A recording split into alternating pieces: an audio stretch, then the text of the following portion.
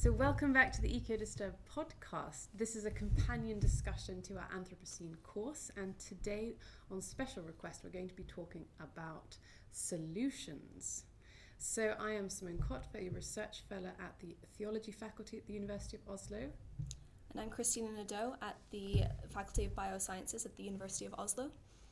And I'm Gunnar Gjermundsen at the Faculty of Theology at the University of Oslo. So Christina, you have put together some notes and some opening remarks about solutions. Do you want to kick us off?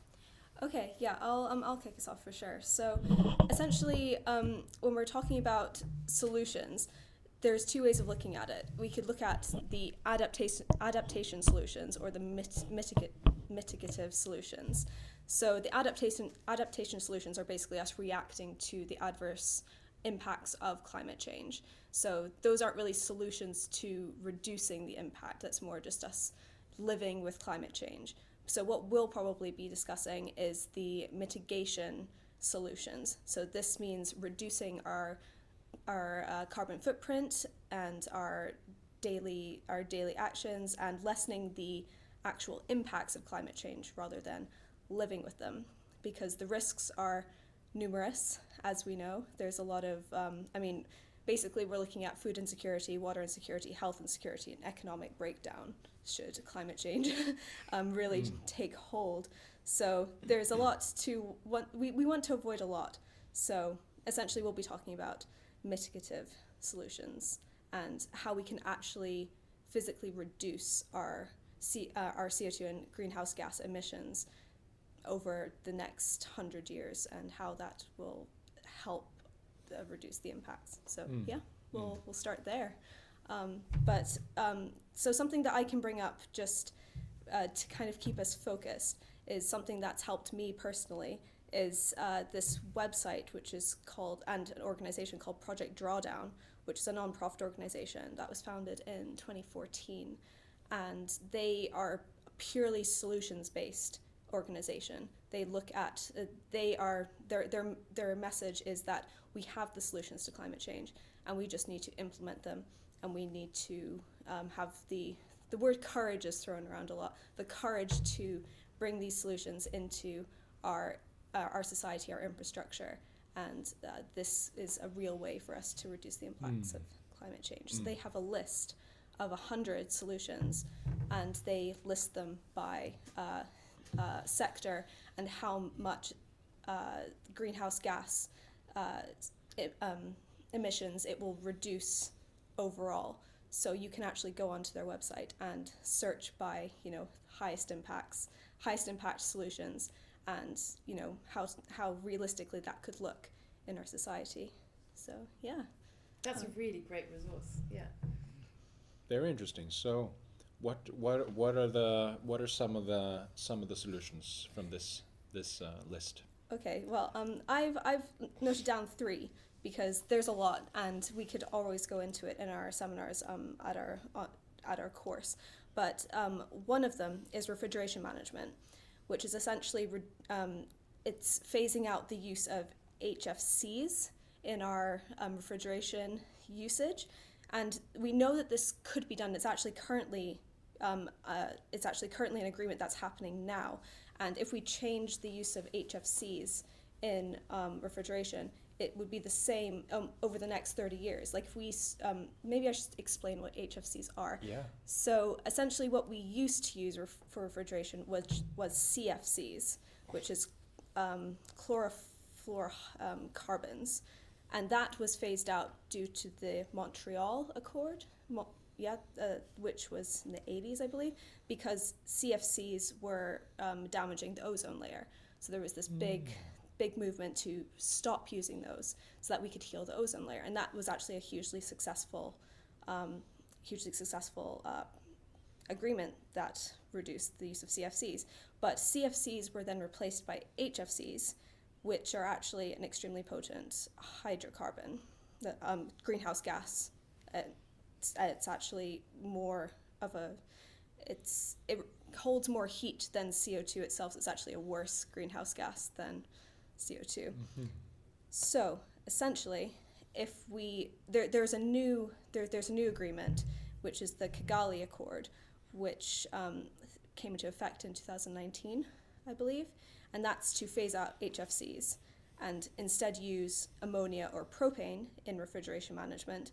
So if we do that, if we reduce the use of HFCs and we then move to ammonia or propane, over the next 30 years, we could avoid as much as 0.5 and 1 degree of warming by 2100. So it's a significant amount of greenhouse gas And reduction. in that measurement of the amount of warming you would mitigate is based on the amount of on like the greenhouse effect of that HFC. So that's Sorry, what do you mean by that? it's based on the estimated greenhouse effect of the emitted HFC into the atmosphere. It's just talking about the actual greenhouse gases we would emit. So Yes, exactly. And then that's it's an estimate of how much warming we could reduce. Yeah, because the HFC has a much higher greenhouse effect than CO2, right? Yes, and another stat that I can throw in is that historically, since 1751, humans have emitted 1,500 gigatons of CO2 or greenhouse gas into the atmosphere. So that's like our historic emissions. So those are the numbers that we can kind of look at. And reducing the use of HFCs, I believe, would be equivalent to removing, or from future emissions, about like 57 gigatons of greenhouse gas emissions. Yeah.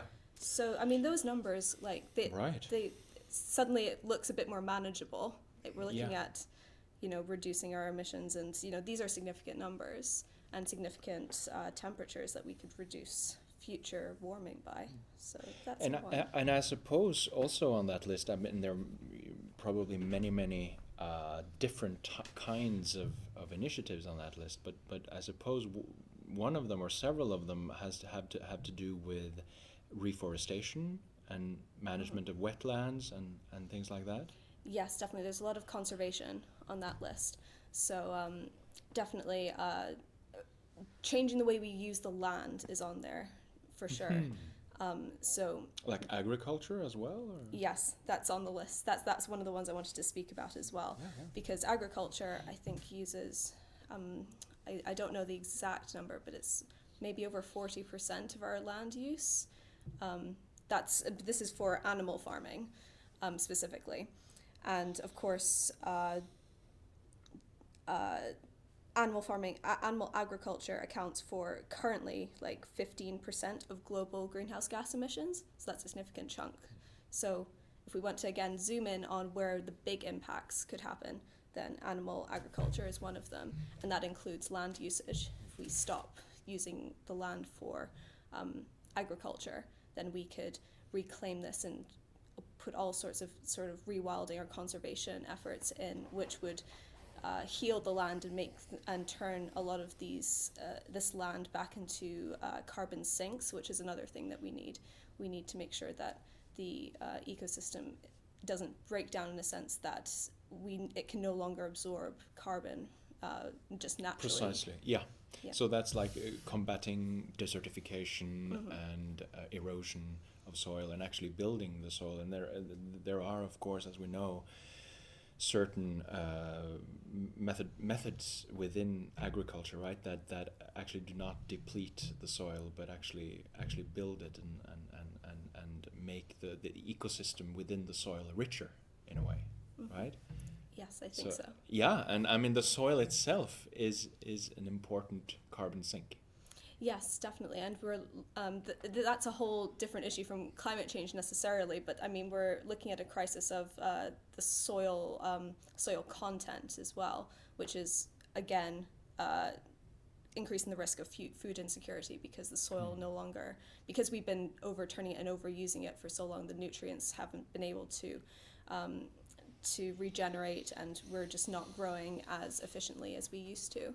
So that's another that's another thing we need to address as well. It is everything's kind of connected, but that's not necessarily like a climate change solution. That's more of more of, we're looking at the quality of the soil, but you're definitely right in the sense that we need to look at it as, letting the soil be and letting rewilding kind of take hold, and that means that we'll be able to restore this carbon sink that we need within the soil, which is something that we've had. I believe without natural carbon sinks in nature, we would be in a far worse position than we are now. So we've actually been pretty lucky that the Earth has been absorbing so much of the carbon that we've been emitting, but we're now in a position where those systems are now beginning to break down. So we're in a worse position where we're emitting more than we used to, but the land is drawing in less than it used to as well. So everything's increasing exponentially. Yeah, more plants will be able to breathe. Exactly. Yeah, exactly. So I thought that one of the things that is so important about solutions is that you've got the numbers on the one hand, right? So here are things that we can do and we can measure their effects. But if consumption goes up, if energy consumption goes up, then those mitigations won't have a planetary impact, right? Like this is the big conundrum, and the geoengineering kind of discourse often forgets and leaves out that question of ethics and sort of consumption, although it's the thing on which everything hinges, because unless there is that reduction. So the solutions discourse is sometimes very one-sided, right? It's like 100 things you can do, and some of them that come at the top are usually not to do with like changing your personal habits, right? And I find that really interesting, because I think this is where we see the result of the disciplines drifting apart, and they really have to be very close together if the solutions that we come up with are actually going to solve something, right? That's something that I think about a lot. Mm-hmm.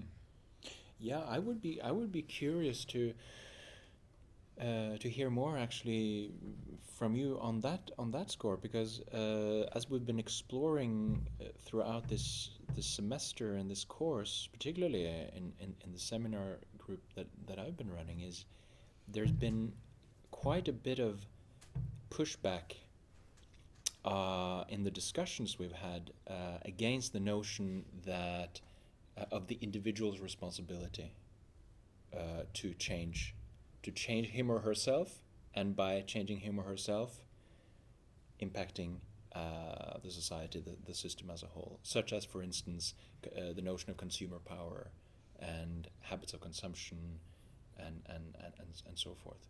But actually, you're saying no, this individual, personal dimension is actually quite important. And I think that the main problem is that we tend to have an either-or mentality towards it. It's like either we go for these kind of hard science solutions, or we just focus on consumer power. And it's not an either-or situation. It's both and, right? And that's what's often difficult to get across, because when you start talking about both and, you have compromises and negotiations and situations that look a bit more like getting along rather than having like this really clear-cut solution. And there's something, we've talked about this before, there's something in the rhetoric of solutions which is quite detrimental actually and counterproductive to the sort of work we need to be doing.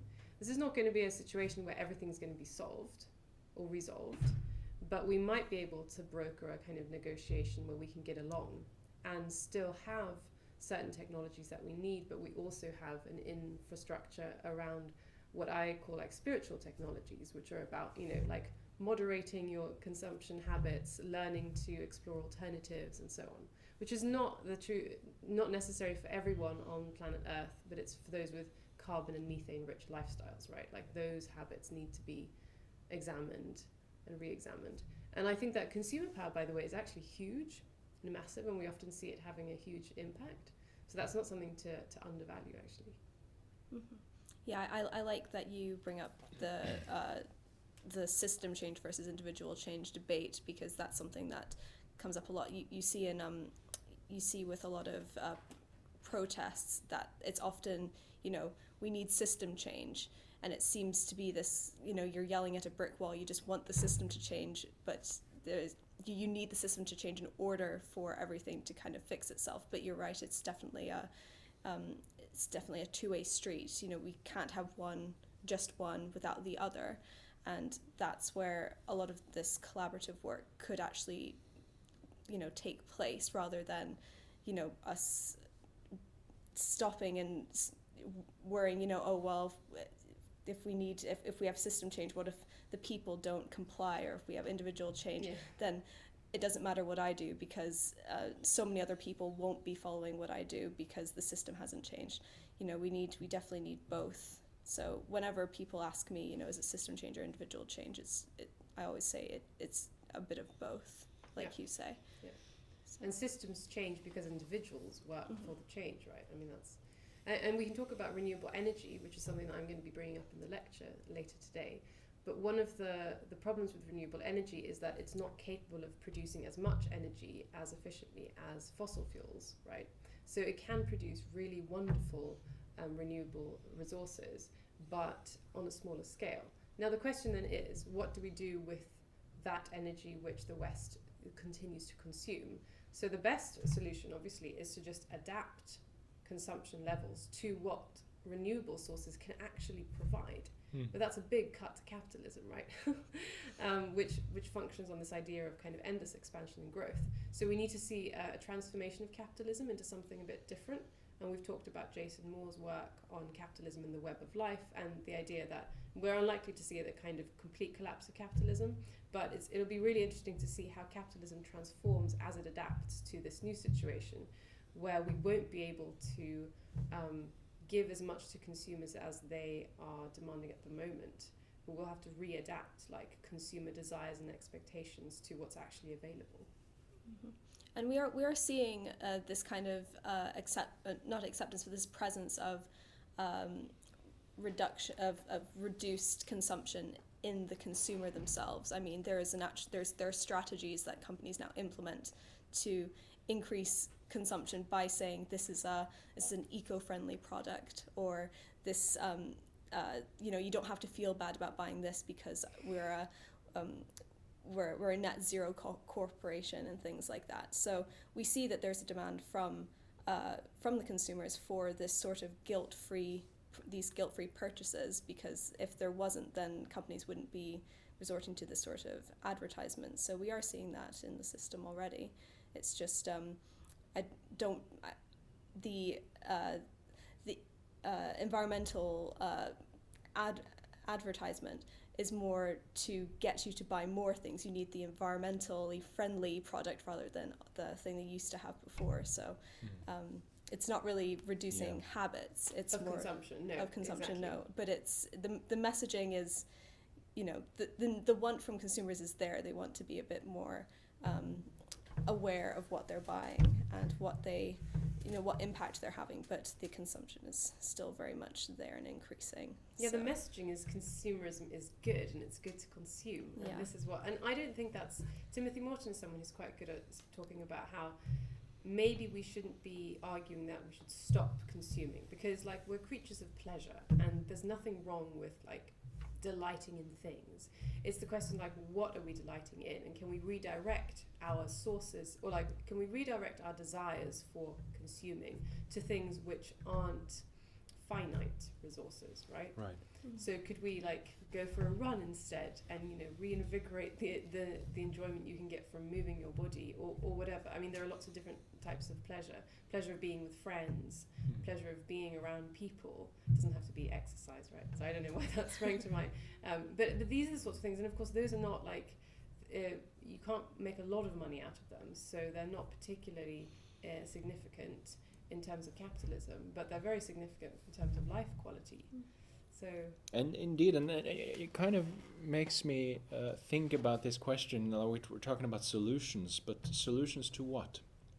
Because I think that the part of this Anthropocene lecture series has shown is sort of the incredible complexity and sort of the multi-layered nature of the situation we find ourselves in. It's not about simply drawing down the CO2, even though that's as an amazing, admirable project, and I think it's absolutely, of course, necessary. But just imagine ourselves, and this is sort of what Charles Eisenstein argues, imagine ourselves tomorrow we had fully built out all the solar panels we need. Everybody had a Tesla. We were in carbon neutral territory. Would we be happy in that kind of world? Would that work?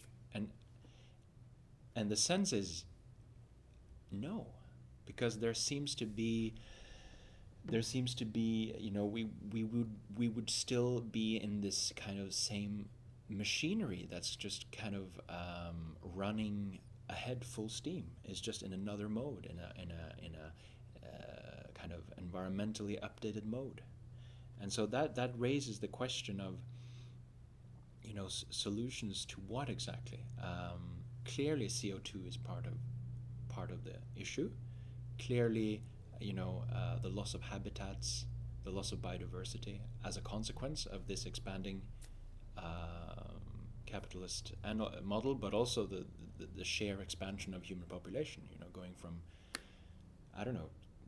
1 or 2 billion to 8 billion in 100 years or less.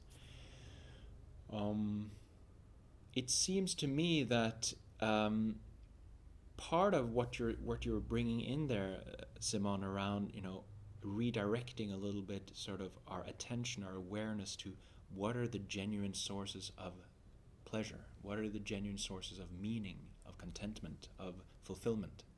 Where does that ultimately come from? Does it come from the things we acquire? Does it come from the products we consume? Or does it come from community, closeness, the ability to express oneself creatively through art, through music, through shared co-created initiatives with friends? I think there's something there also sort of structurally in the civilization we've created together, sort of in the sort of modern global West, that that needs to shift in some way beyond the question of renewable energy and CO2. Yes, and we saw it because we've just been through a period of time where a lot of people were restricted in a lot of their daily activities.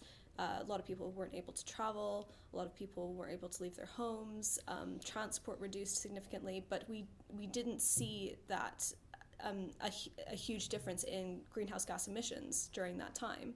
So we know that those really strict behavioral changes actually did not reduce greenhouse gas emissions, and they also didn't bring anyone joy.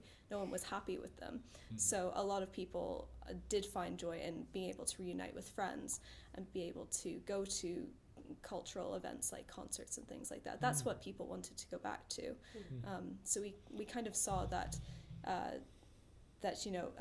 getting people to drastically stop what they do every single day didn't actually have a huge impact on emissions, at least where those measures were taken. So that's so interesting, because a lot of the emissions come from habits we have day to day that we don't think about, like how we heat our house, right?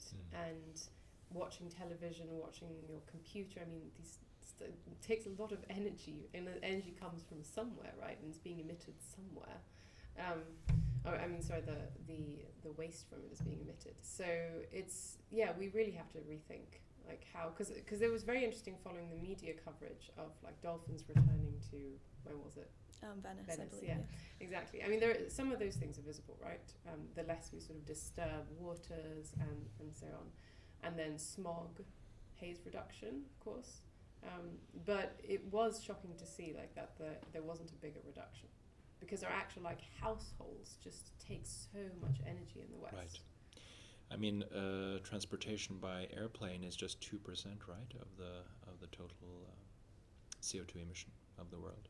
So it's smaller than people even expect. Even if that's cut in half or reduced by 80%, 70%. And most of those emissions do not come from like commercial jets either. They mostly come from private jet usage anyway. Mm-hmm. So if the majority of people stopped flying, but the top 1% still kept flying, I believe the percentage of emissions would still be reasonably high. So there is an example of where, collectively, if a lot of people changed their habits, it wouldn't have a huge impact. So it's more of the, how can we change the aviation industry into being to have a fuel source which isn't as which doesn't have as big emissions as it does now, because the majority of people who use it aren't actually emitting the most. So it's more of changing the mechanisms rather than changing the individual usage of that aspect. And yes, I mean, we saw that so many people didn't travel during the last 2 years, and emissions didn't go down really. Because factories were still running, etc., etc. I mean, so let's think about solutions. We've been kind of dancing around it, right? There are things we can do. There are things like the refrigeration strategies, right? Those are really important. That's where policy can really step in and say, this is forbidden now to use. We must use something else. I mean, there's an added question like, what do you do with petroleum and ammonia everywhere? But was it petroleum? No, not petroleum. It was ammonia and propane. Propane, yeah. Yes. But in terms of like how you can integrate the individual change and system change at a local level, because it has to be local, right? So if we've pinpointed like where the main players are who need to change their habits of consumption and kind of habits of thinking about things, we know where they are. And we all, even in our kind of local communities, if we're not necessarily directly connected to like the Prime Minister or like someone really important, we know someone who knows someone. Like we always have connections to someone a bit above us, right, in the like food chain of power and hierarchy. And we can begin to influence them. Like we have to start there. Mm-hmm. And that is actually incredibly productive to do. And then you build out slowly. Now the kind of a maddening thing about this is that it's slow, and we often talk about like how slow actual change is, because the policy changes that we can make, like yes, those are possible, but that's not all of the kind of solutions that we need to be thinking about. But that's how you can begin. And there was a nice response to, I think it was it Marius's lecture, where a representative from the Green Youth Organization was talking precisely about that. When you are actually doing something that does have a measurable impact on your local community, that gives you a perspective on like what change can be, how solutions work, and then you build from there and you go on. Everyone can do something, right? Everything is not going to have the same impact, but that's how you begin. If nobody does anything, then you really don't have any change, right? Mm-hmm. Yeah, and one thing I would like to see more of is this sort of community gardening. Actually, I think that there's a lot of potential there. I don't know if you know, there's a lot of talk about Russia these days in the media, but there are some amazing things about that country. They are I think the statistic there, they're getting around 50% of their food from local community gardens, like what's called the dasha.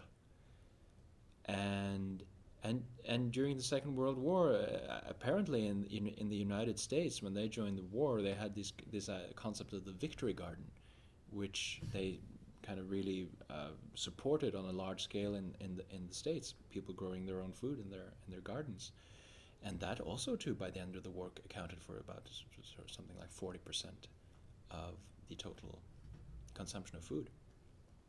So things like that, you know, because then as you get your hands into the earth and you gather together with others doing the same thing, you're actually seeing that, hey, we can actually provide a substantial chunk of the total needed food of the whole country. Yeah, I love that you bring that up, because one of if we go back to that list on Project Drawdown, one of the biggest impacts, one of the biggest emission sectors is food waste. And so I think if you are growing your own food and you know how much time and effort it takes to grow something and nurture it, and then it nourishes you in return, then you're less likely to waste your food, and you're more likely to use it in a more efficient way. And that in itself is us paying more attention to how we get our food and where, you know, what we want to use it for. You know, do we really want to waste all of these tomatoes because we know how much time it took to grow them, or can we just run down to the shop and go grab some more? You know, exactly. Yeah, attention to those sorts of things will have a huge impact, and that's a huge individual. Where individuals can have a huge impact, we all have control over how much food we waste. So that's definitely a place to start. And there's a lot of schools which use gardening in their kind of community garden within their schools to teach children patience, and that's a way to kind of slow down and sit and say, okay, well, we planted this seed. You won't see anything tomorrow, but perhaps in a couple of weeks you'll see something, and it teaches children how to that things take time, and removes us from this sort of immediate culture of we must have this now. Yeah. And that's, I mean, what you're talking about, both of you, are ways in which the system change is driven by individual change, right? Which is how we want to see it. Because the problem with the plea for system change is that it's very difficult to separate that from totalitarianism. If we had someone come in and say, sorry, the system's changed and it's now like this, and yes, it was driven by some kind of green vision, like that is totalitarianism. when you go in and change the system and you force everyone to comply with it, even though you might argue that it's for your good. Because unfortunately the country, I mean, one of the places in the world today that has like a very kind of environmentally friendly policy is of course North Korea, which if you look at the map, like there's hardly any electricity anywhere. I mean, there are lots of obviously really awful things that they do in terms of agriculture there, but I mean that's a fact, right? And that's because of totalitarianism, because you are forcing the entire country to do something for supposedly their own good, right? This sort of things that need to be avoided when we go for like the system change rhetoric, because if we actually took that seriously, it would be very difficult to separate it from totalitarianism. That's a very great point to bring up, and it's something that I don't think is brought up a lot in these discussions about okay, you want system change, what exactly do you mean by system change? Yeah. But I'm sure that people have the policies that they wish to implement and things like that, but it's moving the conversation along a bit more. It's kind of fleshing out what a solution looks like, rather than just saying this is the answer, and then just kind of leaving it on the table, hoping that the other person doesn't push it back towards you and say, I don't want to do that. Well, also, let's think about, I mean, final reflection could be reflect critically on what we mean by solutions, because it matters the language we use and the stories we tell in order to understand our concepts. And the idea of a solution, that something has a solution, that's a very Western idea. It comes from a certain type of like Greek idea of mathematics and so on. And I mean, it's not necessarily so, like that's a situated view that we have here, and it's not absolute in itself. Like, couldn't we have a plurality of solutions? Isn't solution a process perhaps more than just like a definitive one thing? And if we can start thinking about our systems in that way, then we might be closer to something that's actually workable and that doesn't turn into totalitarianism, right? I agree completely, and that's I think the challenge, but also the beauty with democracy, which is the path we've chosen here in the West, and there's a question now, are we standing up for that democracy, that model, with this current events that are playing themselves out in Ukraine, and democracy, that's also something that's come up in our discussions previously this semester. It's a challenging way to govern ourselves, or it's a challenging way because it demands a lot of the individual. It demands actually that each individual become conscious of the situation as much as possible, to actually inform themselves of the situation, reflect upon the situation, and then act in accordance, by choosing elected officials that are in resonance with their personal conviction. So it's sort of that self-regulating organism, instead of being regulated from a top-down way by an external authority. Yes, definitely. And we also need to pay attention to what is it we want to preserve? What is it we're trying to save? What do these solutions mean for us? And that's something that there's a book I'm currently reading called We Are the Weather, which is very much written by someone who is very tired of no action being taken and just wants to focus on the solutions. And he says that the environmental movement can be kind of linked back to when the first image of Earth was taken from space, because people finally saw Earth from a position that they weren't familiar with, and suddenly the Earth looked really small. And that's when people said we must protect this blue marble that we're looking at in this image. Small and vulnerable blue marble. Exactly. Yeah. So I think if we're looking at this dynamic way of what a solution looks like, it does need to come from the individual as well, because what is it we want to preserve? Do we want to preserve things for the next generation? Do we want to preserve things for us personally? Do we want to preserve it for the greater good of society? And that needs to come from a certain level of understanding and awareness of what we're how we live and what that means for the planet. Yeah, I think that's a good note on which to end. Thank you so much for this conversation, and we will see you all listening next week.